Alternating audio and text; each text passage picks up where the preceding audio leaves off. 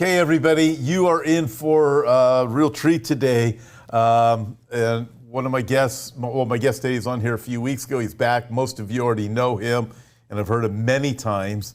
And we've got some exciting things to talk about. So exciting that he's already agreed to come back on Wednesday because listen, I don't know quite how to describe this, but you're going to be super blessed.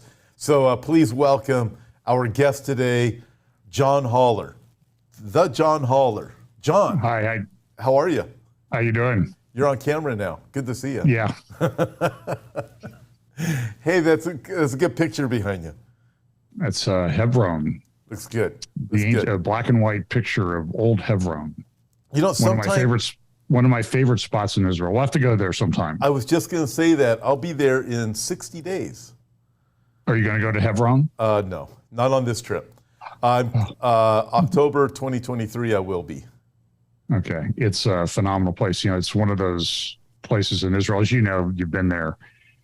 Every trip, there's like something that really gets into you and really changes your life and your perspective about the scriptures. And for me, the last trip, there were many. We went to Shechem and we went to Hebron, and it was just an amazing, amazing trip. That is cool. I'm looking very forward to hitting those places. I want to meet Joel Kramer while I'm out there. So you should set that up. By the way, if I can recommend his new YouTube channel, Expedition Bible, where he goes through some of the archaeological things that he's expert in. It's a very interesting channel. I've been watching it, and I thoroughly enjoy it. For anybody out there who doesn't know who Joel Kramer is, it'll be a real treat to watch. I mean, don't stop watching what we do, but right.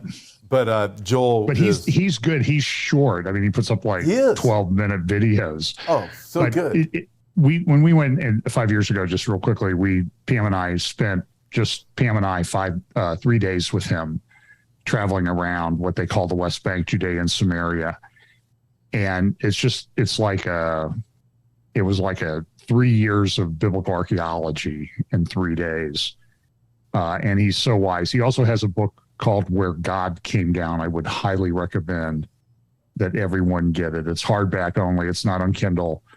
Where God Came Down, Joel Kramer. It's just, that will give you a small flavor of what we went through for 3 days. That is so cool. So I watched, one of the first videos I watched with him was quite some time ago, and it was on the Holy Sepulchre. Mm-hmm. It entirely changed my thinking on that other site that I won't mention right now because I'll get a bunch of people mad at me. But it did, and I thought, after watching that, I thought there's just no way it's the other place. So probably just got a bunch of people mad at me for those who figured that out. Well, then we'll mention that he also has a view on the Temple Mount that's not the newer view. Where the Temple Mount is too. So that'll get even the ones we haven't got mad yet. We'll get the rest of them. Okay. Hey, so John, we have a lot to talk about. By the way, so here's the deal. We have so much to talk about today. We're going to get going here.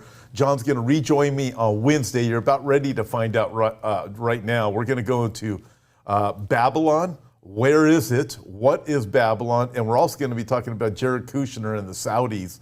And friends, it's going to be quite a wild ride for our next little bit of time here.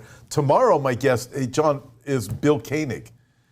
Oh, okay. So one of my good friends. This is going to be an exciting week this week. So you today, tomorrow, Bill Koenig, Wednesday, you again. I can't wait. Oh, Olivier Melnick's joining me Thursday.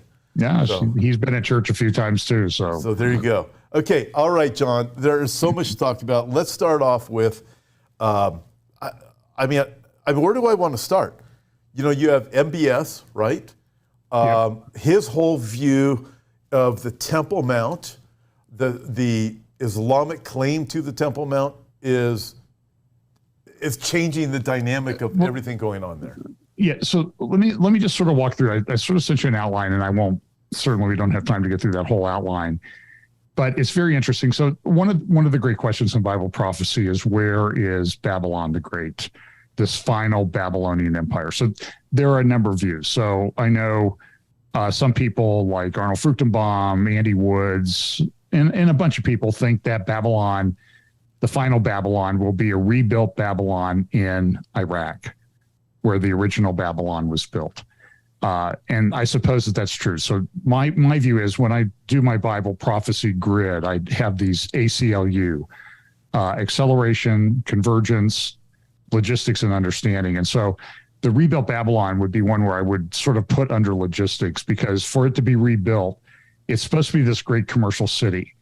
And we sort of have some ideas of what great commercial cities look like today. They look like London in this world, because the Bible unfolds in a real context. It unfolds in the context of an existing world when it actually, all these Bible prophecies are fulfilled. So we have London, we have New York, maybe Paris, and Dubai.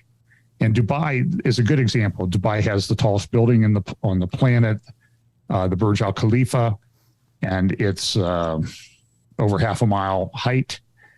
And that city, though, has taken about 30 years, maybe 35 years to look like it does today. It's this incredible modern commercial city of about 1 million people. So when we see that the Revelation passages talk about Babylon being this great commercial center, you have to think that it's going to fit something like it is today. Now, I will also say, though, maybe not, because there are we talk all this stuff about the metaverse and this sort of virtual reality. And 15 minutes from my house here is this giant Facebook facility. There are 6 buildings. 2 are currently 5 built, 1 under construction. One's going to be devoted to AI. These buildings, Tom, it's very creepy to drive by them. They are about 6 stories tall, and they are like the height of the Empire State Building laying on its side in a field. Wow. They're 1,200. They're almost a quarter of a mile long each. So they're all servers. They're just big racks of servers, 6 stories high, 1,200 feet long, 6 buildings. And each side of each building is 1 million square feet of space. So there's 2 million square feet. So out there they will have 12 million square feet of servers. And this is just to process our information, the bits and bytes of our information. Across the road, by the way, Google's building an even bigger facility, and Amazon has a huge server farms out that way as well. And then the largest chip plant in the world is to break ground in the next month, just next door to the Facebook place.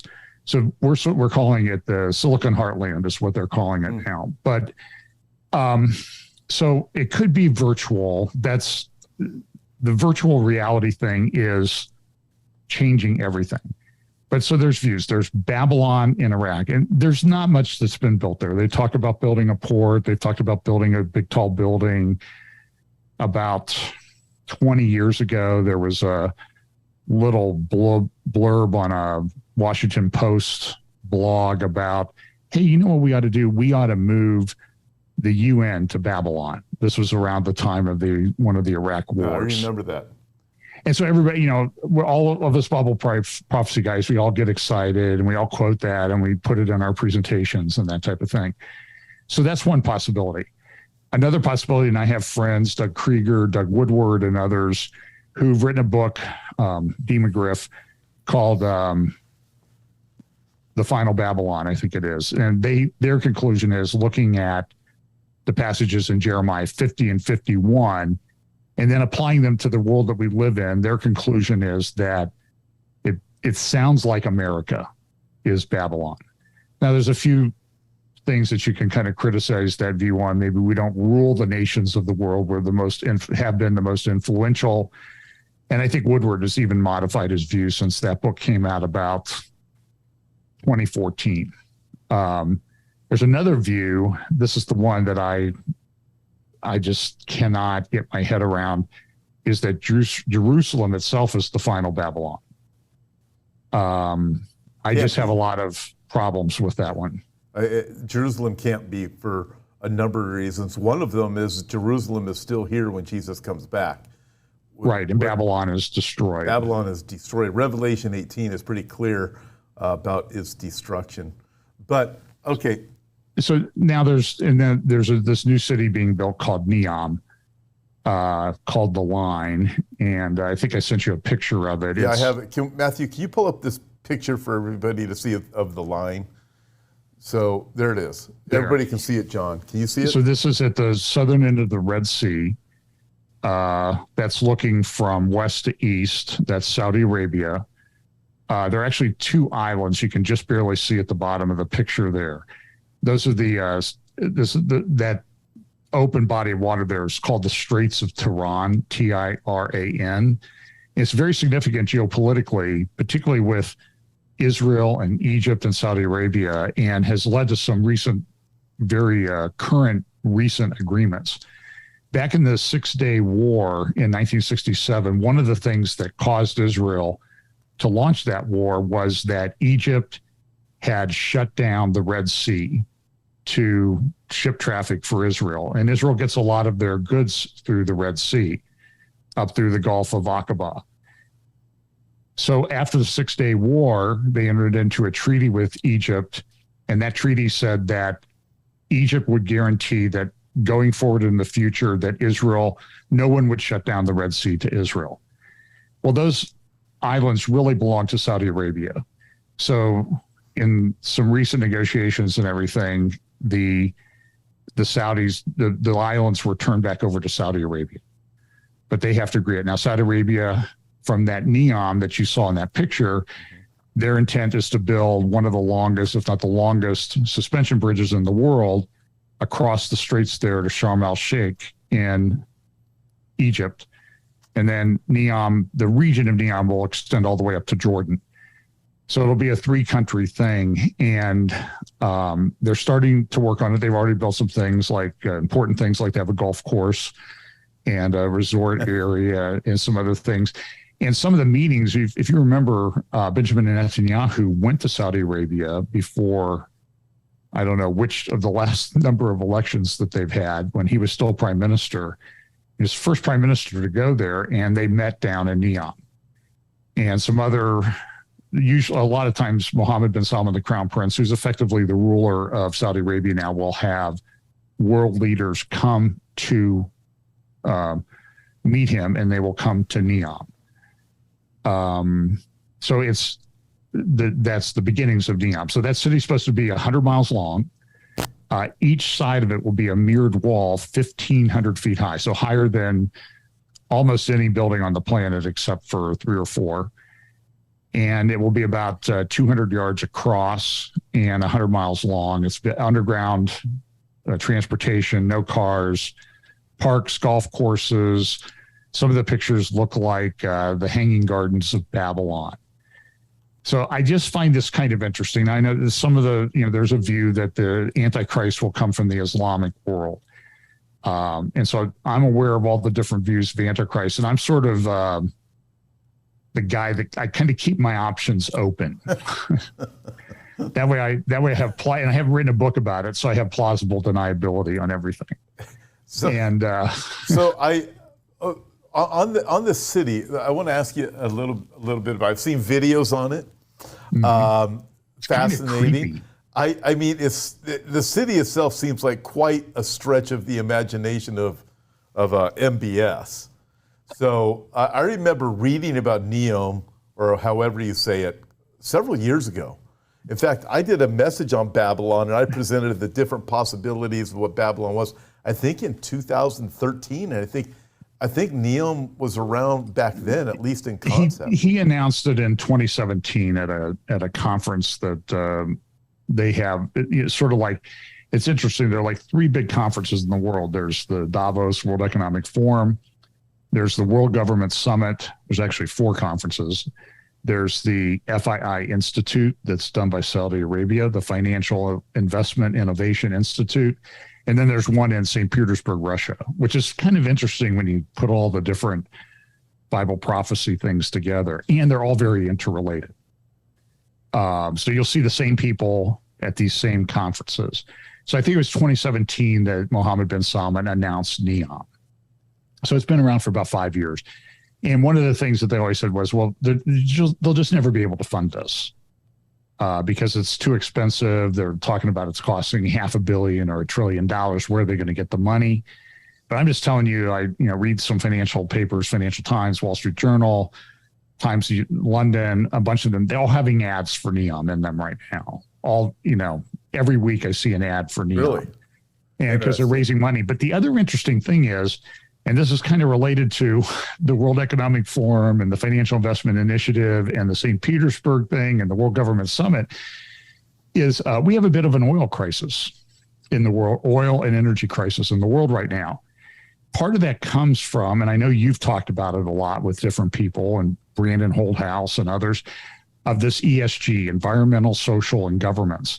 But the two big funders of ESG movement are Russia through green groups and people like Greta Thunberg and that type of thing, and the Saudis through the FII Institute.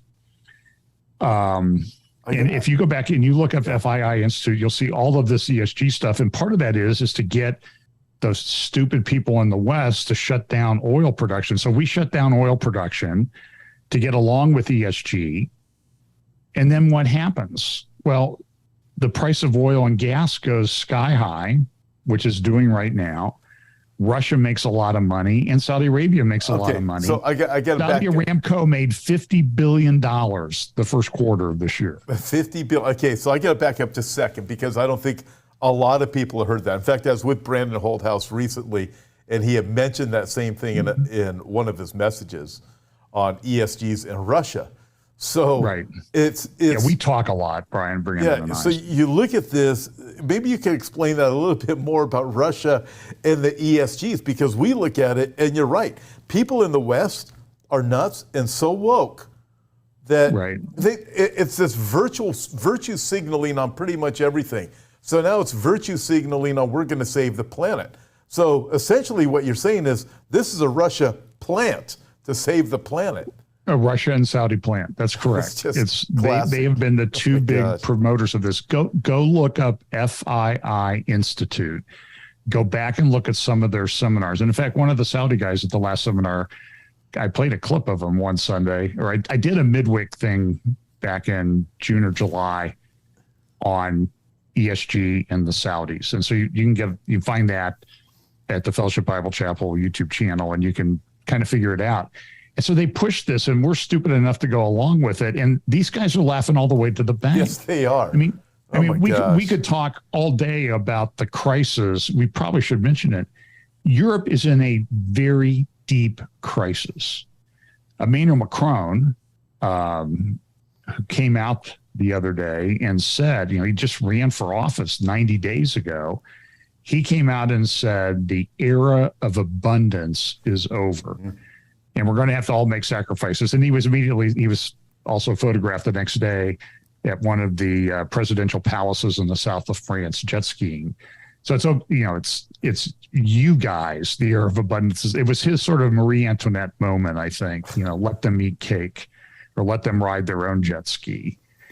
And but Europe, the prices. I talked a lot about this yesterday. I have to tell you, it's scary, Tom. It's just people cannot afford the headline on the Financial Times of London website. And they're no apocalyptic, website or anything like that. The front page of the Guardian, the head of the Financial Times said, people are going to die because of the increase in energy costs. To give you an example, megawatt costs in the United States are somewhere around $70 to $80 an hour, $70 to $80 dollars a megawatt. In the UK, 10 weeks ago, less than 50 days ago, they had risen from about 200. They're usually about 3 times the price in the UK and Europe that we pay here in the US. They were at 250. They went to 550. Now they're in France, they hit 1,000. In Germany, they hit 1,200. Wow. Per megawatt. And it's not done. They're talking about another twofold or more increase between now and the end of winter. People cannot afford it. There are stories all over the British press on BBC. Mother saying, I have to decide whether I'm going to heat my home or feed my children. This is remarkable. It's apocalyptic. And I would recommend you can get a guy named Dave Walsh Energy at Getter. He's on Pandemic War Room a lot with Steve Bannon. He did a thing Saturday and then another thing today. But I would say, if you're prone to depression, being depressed mentally, don't watch it, because it's not.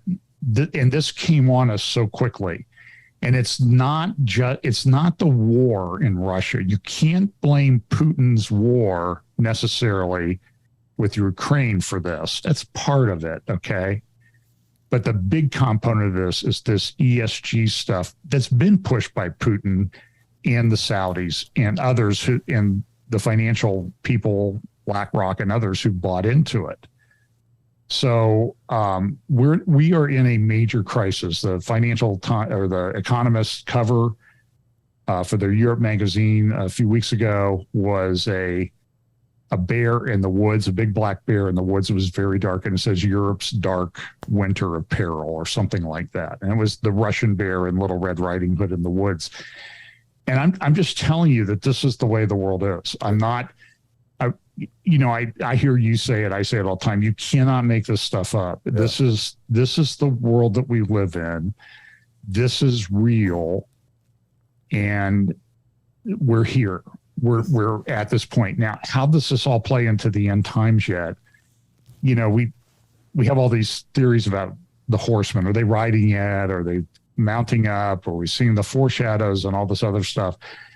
Look, I don't know when we pronounce that the fourth horse is ridden forth, because I don't agree that it's a quarter people of the world die. But let's say that people who say that it's a quarter of the world die and the fourth horseman, that they're correct. But when do you say that when are people going to say that this is the horseman? When an eighth of the world has died, a tenth of the world, 3/16, or do you wait till all quarter of them are done? Because it's not going to, if you look at the numbers, 2 billion people, 365 days a year times 4, 5, 6, 7 years, you're talking thousands of people being killed each day. Well, not only that, John, but looking at 2 billion people, you couldn't bury them.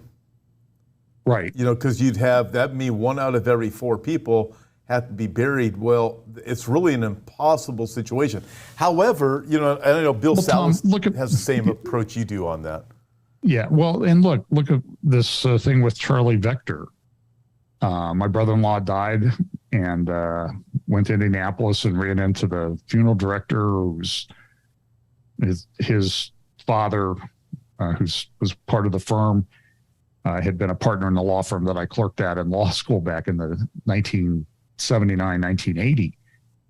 And so I asked him, I said, what's going on? Is your business up? This is one of the largest funeral directors in that state, Indiana. And he said, yeah, we're up 25, 30% over what we were a couple of years ago. Business is up as people are going down. And it sounds like over in Europe, it's going to be up a lot based on what you just said also.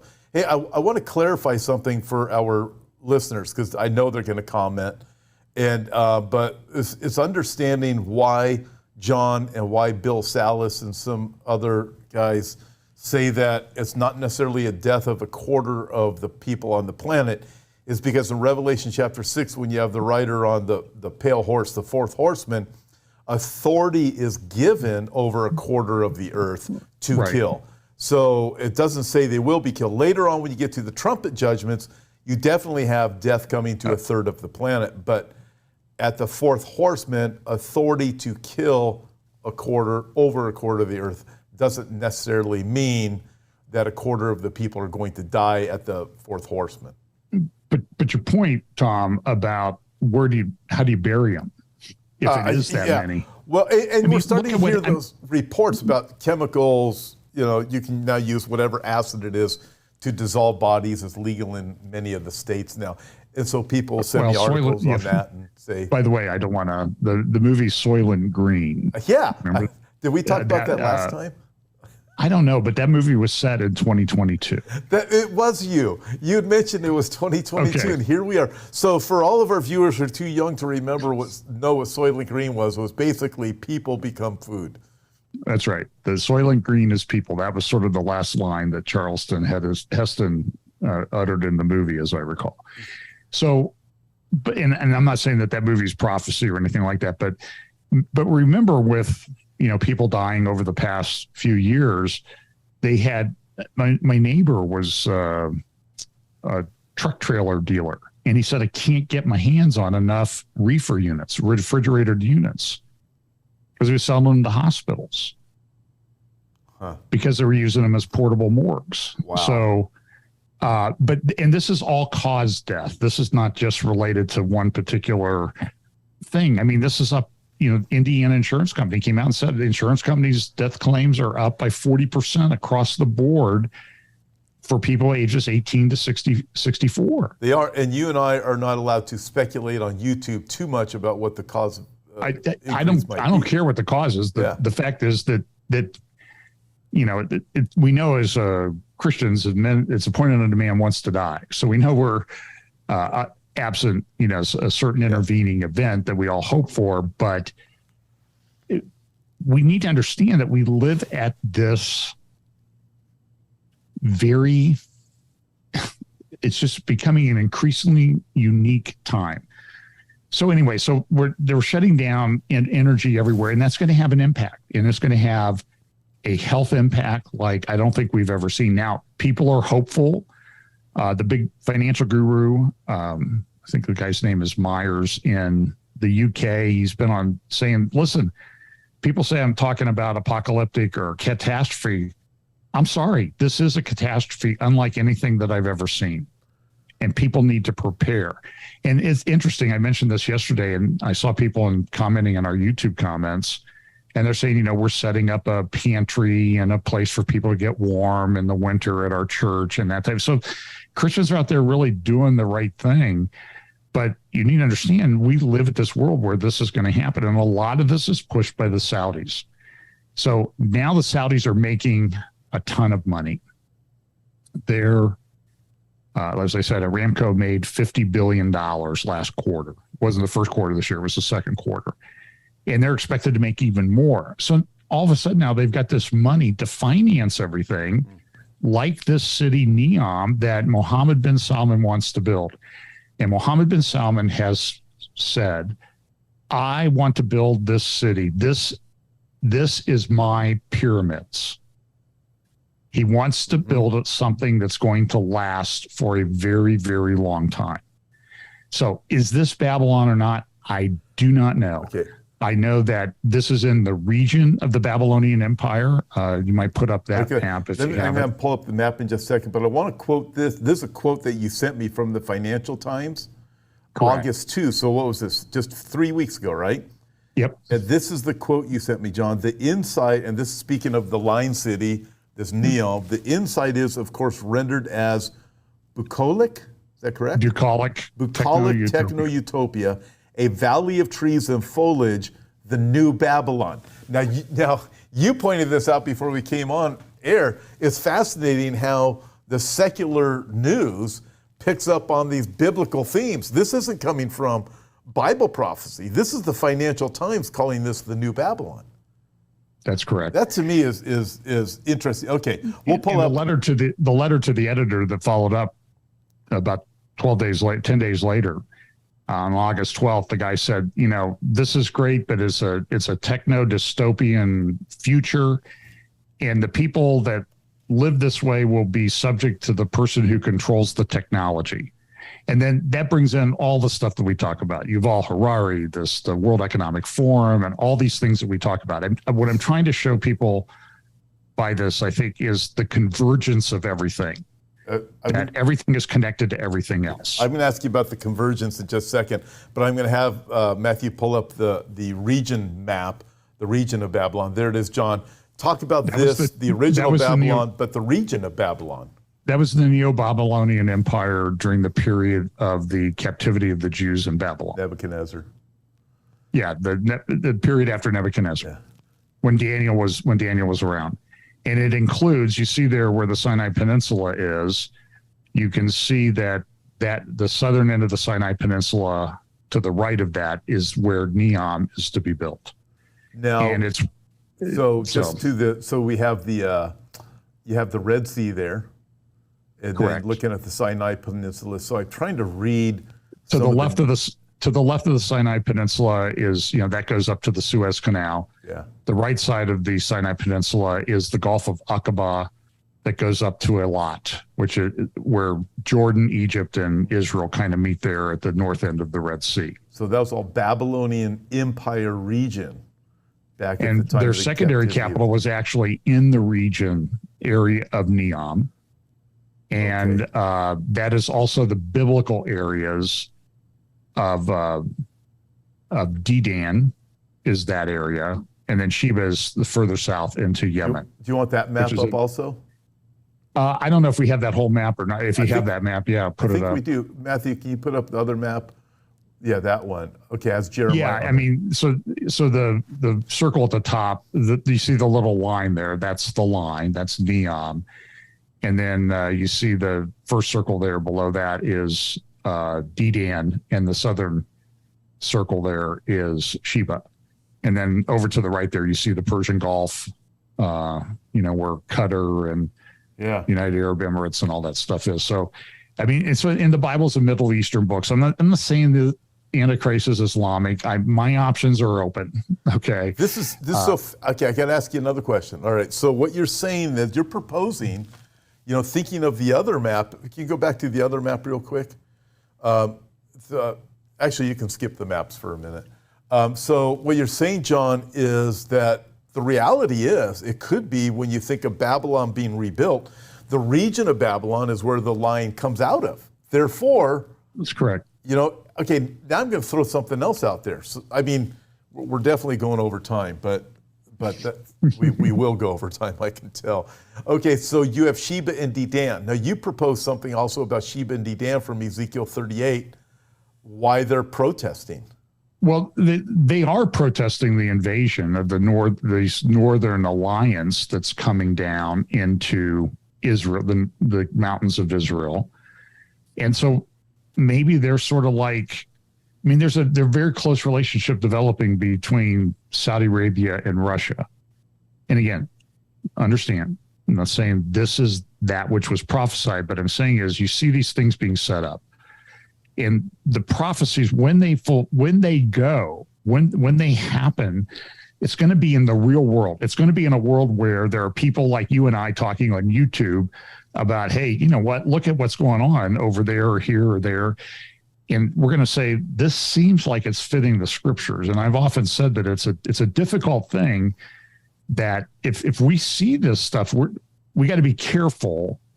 I think there's too many people out there trying to spike the football a little early. It's sort of like the guy that spikes the football at the 10-yard line and he looks like an idiot. Oh, that's a great illustration.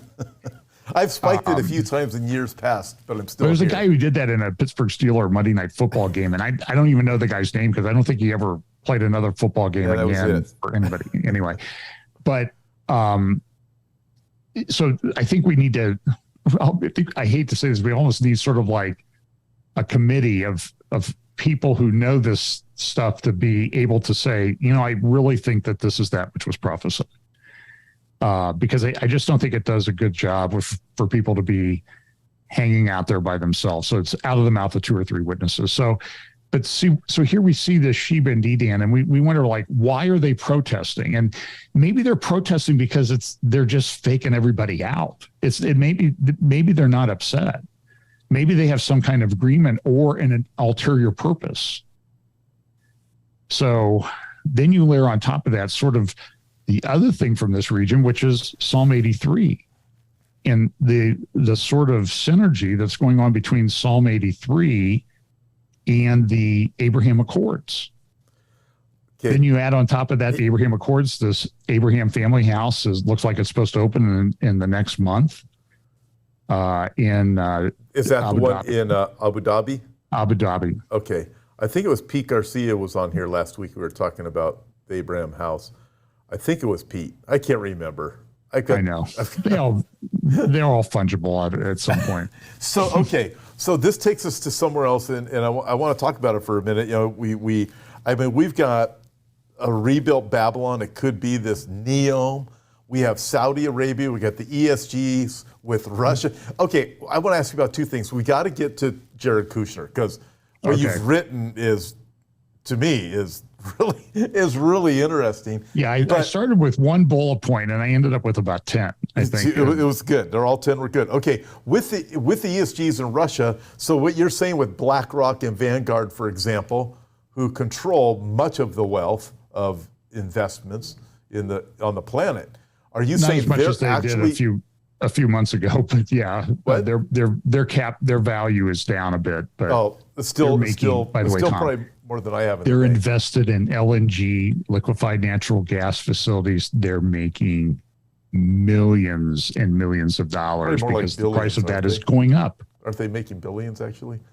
It could be billions. I was trying to be kind. Okay, so with that, BlackRock, these huge corporations are actually being manipulated in the whole ESG thing, because they're being used to drive a lot of the ESG. Well, I think they're on board. I mean, Larry Fink from BlackRock. I mean, I have a video of him from a couple of years ago at one of these big conferences in the Middle East, saying, we're trying to shape people's behaviors by what we do. Well, he's doing a remarkable job with everybody that leans left. I'll tell you that much. Yeah. So this is coming. So let's look at this a little bit. So, and you should talk to Bill Koenig about this tomorrow. So everybody, I'm sure that this will come up tomorrow because I've now brought it up. But the Trump plan for peace in the Middle East came out in early 2020. And you asked, and I've talked to Bill about this. The Trump plan came out, and that afternoon, excuse me for saying this, all hell broke loose at the White House with a crisis on a thing that I refer to as Charlie Vector 019er. That afternoon. And that Trump plan, I don't care what anybody says, it divided the land. It proposed to divide the land of Israel, and you cannot do that. Okay. And you asked Bill about that. Let's talk to you about it. I want to talk to you about it because I think, my friend David Tal, I think you know who David is. Mm-hmm. I don't think you've met him yet, but I don't think I've met him. So he told me he thought the Trump plan was a bad deal. And he goes, he sat with me and drew a picture. He goes, this is exactly what it does. He took a pen and drew it right down the middle of this piece of paper. And he said, you have some Israelis think it's wonderful. Some Israelis see it for what it really is. Mm-hmm. And then you have, even in the Bible prophecy world, it's split. There are some that's correct who see it the way you do. I see it the same way you do, John. Andy Woods sees it this way. I believe JD does. But there's other guys out there that, well, at least a couple of years ago, they thought anything Trump did was gold, therefore. When we do things with the land of Israel, I have to tell you a quick story. So I'm at Ben Gurion Airport in 2011, getting ready to come home. I had not had my knees replaced. I got them replaced later that year. I was in extreme pain. I'd been on my feet for 4 hours. I finally sat down, and I hear my flight's going to be delayed for 4 hours. So I make some comment to this Orthodox Jewish guy. He's actually the brother of Itamar Marcus, who runs Palestinian Media Watch. And he's standing there. He's getting ready to go back to New York. And I made some funny comment. And he says, oh, well, look at my computer. He hands me his computer. And we then engaged in a 4-hour conversation time. And one of the things he said in the conversation was, when you guys made us get out of Gaza in 2005, you had Katrina within 48 hours. You need to stop dividing our land or forcing us to divide our land because you are suffering the consequences of it. And you evangelicals, you need to be out there telling people about it. And I said, well, wait, I'm the guy. I do talk about it. And my friend wrote a book about it, Bill Koenig. So the Jews understand this. The evangelicals should understand this too. And we all want peace. Okay. We want things to be peace, but they're only going to be peace when the Prince of Peace comes. So with regard to what David Tao said with the Trump plan, and which was pushed by Jared Kushner, he's got a new book out about it, how great he was and all that in the Trump White House. That plan is very similar to a plan that was proposed back during the Golda Meir administration called the Elan Plan. And what that Elan Plan said, we would take the West Bank areas of Judea and Samaria, we would build a road over to Gaza, and we would build a road from the northern West Bank down to around Hebron, the picture behind me. And that would be a Palestinian state, but it would be connected to Jordan. So on June 10th of this year, the Wall Street Journal, this is very interesting how this happens. Somebody's pulling the strings in the background, in my opinion. The Wall Street Journal and their Saturday edition or Saturday Monday edition has this huge story. It was Saturday. It was head of Section C in the Wall Street Journal. Does Jordan have a future Palestinian state in Jordan? Something about that. And it had a picture of King Hussein and Yasser Arafat. And so what this would be, and then when you so you take the Elan plan and you make a transparency of the Trump plan and lay it on top, it's the same thing. The only thing the Trump plan didn't do, it didn't mention Jordan. So on July 8th in Al Arabiya, a close confidant of Mohammed bin Salman writes an article in a Saudi paper titled "The Hashemite Kingdom of Palestine." This is Mohammed bin Salman, the guy who's building this Babylonian-like thing in Saudi Arabia, his proposal for a peace plan in the Middle East. And it's just another version of the Trump plan. Now, look, David Tao sounds like a very intelligent man because he's exactly right. You can draw a line down the middle and you can see that essentially what the plan does. The Trump plan did this and the Elan plan did this. And the new Hashemite Kingdom of Palestine plan does this. It gives the watershed to the Arabs. And it's insane. But there, you can go to Aretz Shiva. You can read articles, probably half a dozen articles by David Singer, who identifies himself as a Zionist, pro-Israel, but he's been pushing for something like this for a while. Now, I don't know how much traction it's getting in Israel. All I'm saying is this is part of this convergence of all of these things going on. So here you have this, you have the oil crisis, Saudi Arabia making money. You have him now starting this Babylonian type city. And maybe this isn't Babylon, but maybe this is the template for Babylon. Okay. That's a possibility. I'm open to that. But you see this happening and coming together. At the same time, you have this guy pushing this peace plan. And then you layer on top of that the Abraham Accords. By the way, the Jared Kushner drafted peace plan for the Trump administration, Trump's vision for peace, whatever it was called, 2020. Then you have the Abraham Accords on top of that.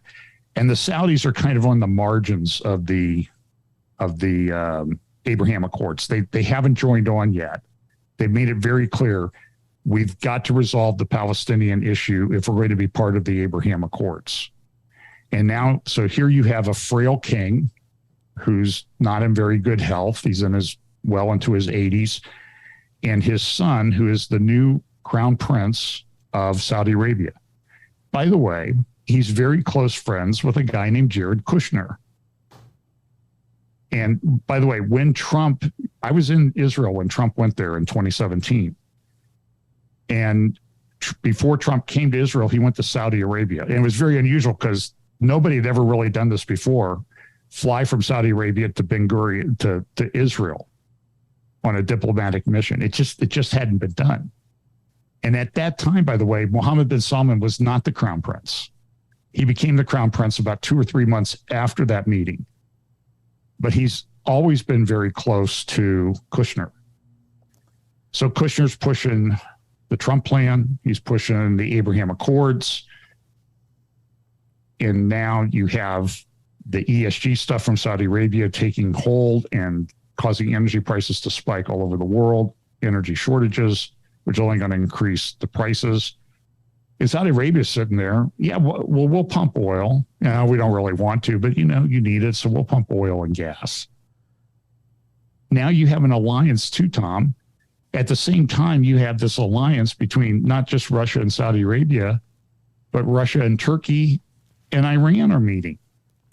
And Russia and Iran just entered into this big $40 billion thing between Russia's Gazprom and whatever the Iranian company is. And now the reports are coming out that their goal is to create a gas cartel to control the gas of the world. This is truly. If I wrote this in a novel, nobody would buy it. It's just amazing to put all this together. Okay, so here's the story. We've gone 40. My goal today is to make you cry. I'm just kidding. We've got 45 minutes. So on Wednesday, I'd like to pick up here. I want to get back to Kushner. I want to get back to MBS, Mohammed bin Salman, who's running everything because the king is very frail. He's the one behind NEOM. He's the one behind all these things you're talking about. We got Russia, Turkey, and Iran to talk about, Gazprom to talk about. I want to talk about MBS and also his thoughts of the Temple Mount. And it is, to me, it is huge. And I remember reading a tweet. It was some time back that came out of Saudi Arabia. No way it would have made it public unless it was approved. And it was very fascinating about the Temple Mount. And that Al-Aqsa Mosque isn't really important to Muslims. That's right. And there's one guy in the world that seems to be willing to go down that road, and it's MBS. This whole thing is absolutely fascinating. At a time while we have Biden, the most inept person on the planet, as the face of the United States, ready to make a deal with Iran that every expert in the world says will result in Iran getting $1 trillion between now and 2030. Oh. And the other thing, why is everybody using 2030? Everything is 2030. Have you noticed that? 2030, except for the Deagle report, which I talked about last night, which is 2025. Oh. Yeah, they think we won't be around. And maybe they're right too, so who knows? Okay, Wednesday we have a lot to talk about. Do you have enough time for 2 questions? Sure. Okay, everybody, if you could we'll go for 2 questions. If you got them, send them in. I'll wait as long as I possibly can. By the way, somebody on here says you have an awesome mind. So there you go, John. Okay, this one is from David Wendell. What is your take? My wife's not listening, but I want you to know that. I know.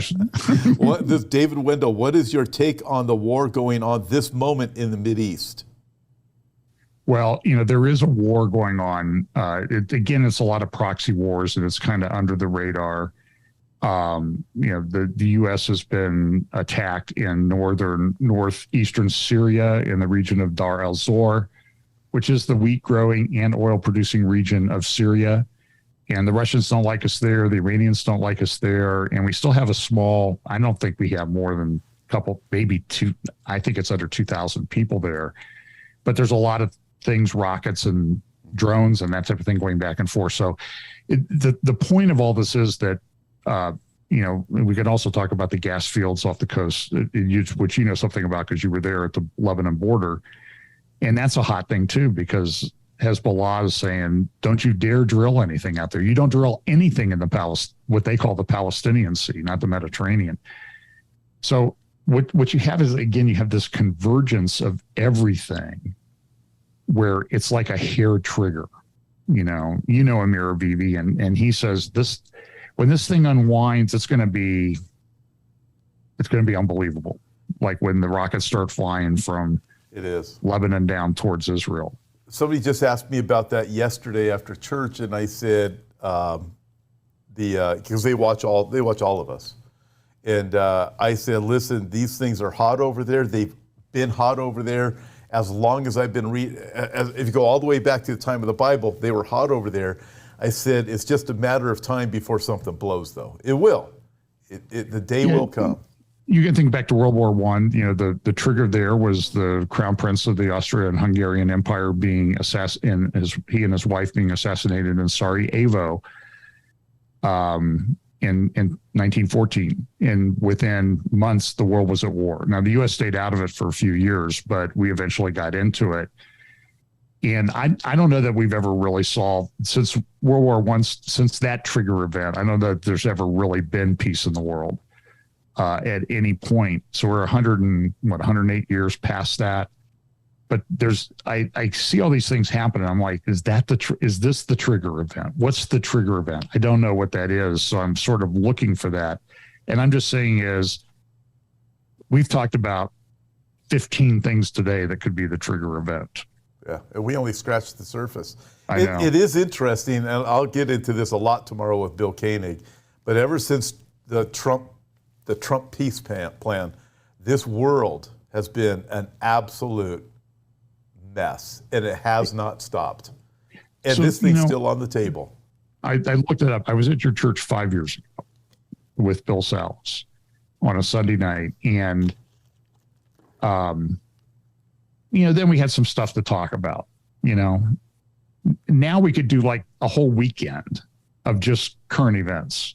Well, I do current events like every day. I know all you day do. long. And I could too. I mean, it's just, It's sort of overwhelming. I'm trying to organize it into some kind of coherent thought, because there's about 80 rabbit trails on everything that I look at.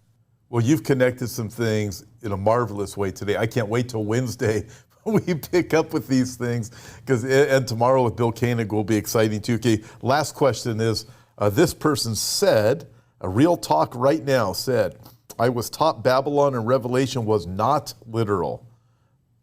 I believe a lot of people that were taught Bible prophecy wasn't literal, but even in Bible prophecy circles, people still spiritualize Revelation chapter 18.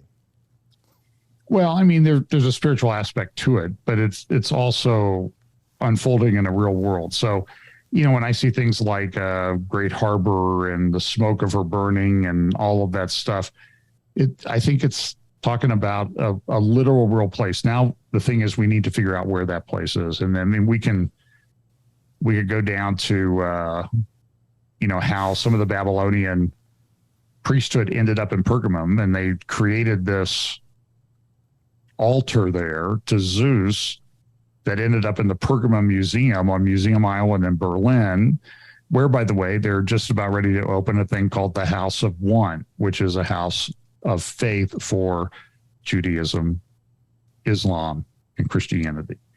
And so, and you see that altar thing from Pergamum. I did a talk on this many years ago. Well, I've done a lot of talks on it, but that altar was the inspiration for the Nazi viewing grounds at Nuremberg. Wow. Albert Speer went to the Pergamum Museum and saw the Zeus altar that they kind of reconstructed in the museum there, which, by the way, was closed for about 6 years. It just reopened recently. So I'm just saying you're right. Early 2020, when everything hit, when the Trump plan came out, Bill will talk about that tomorrow, I'm sure, because he's well-versed in it.